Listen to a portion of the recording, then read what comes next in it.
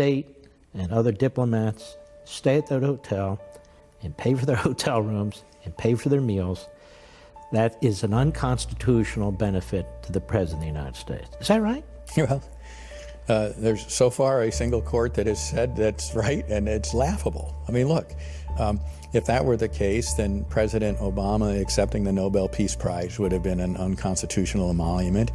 Any president that owned stock in any foreign corporation that had ties to a foreign government, when that stock price goes up because of some action of the foreign government, that would be an unconstitutional emolument. That's never the way we've looked at it through 200 years of our history. And yet we have a judge, I believe he's in Maryland, maybe it's D.C., who has ruled that Maryland and Washington, D.C. have standing to bring the suit. And I was like, how the hell do they have standing? Because they get tax proceeds from the hotel. So in other words, they get a benefit from the hotel, so they can sue under the emoluments clause that they shouldn't get a benefit from the hotel? Yeah. Is this not the problem when you have a judiciary that has become, in many respects, despite what the Chief Justice said, so thoroughly activist and partisan? Well, I want to segue back to the travel ban cases, because something very similar happened there.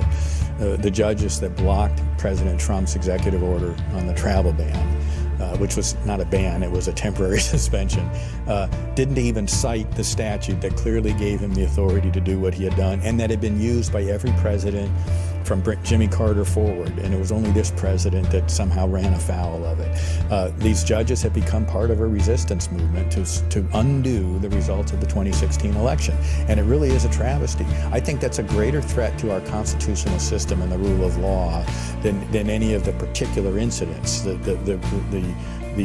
embracing of the judiciary of this resistance movement. Didn't we also have a judge who said that when Obama put in place certain environmental regulations, that through executive order, that this president can't reverse them through executive order? Haven't they also said, some of these judges, that DACA was put in place basically, that was written out of the White House, a piece of legislation that was adopted through executive order, that this president can't reverse that? So a president can't reverse the executive decisions of the president who preceded him? The decisions that were themselves unconstitutional. My favorite is the DACA and DAPA case, the Immigration Deferred Action. President Obama, after 22 different times saying he had no legal authority to do it, went ahead and did it, or rather, his Secretary of Homeland Security did it with a memo, not even an executive order. It was held to be unconstitutional because it didn't go through the regular requirements for adding a new regulation. The same Janet Napolitano who did that illegal act then sued Trump for reversing it without going through the notice and comment process that she hadn't gone through. I mean, it was laughable. And yet you get a judge that says Napolitano sued and Trump has to stop the revocation of this illegal action. It's really unbelievable. When we come back, impeachment. We'll be right back.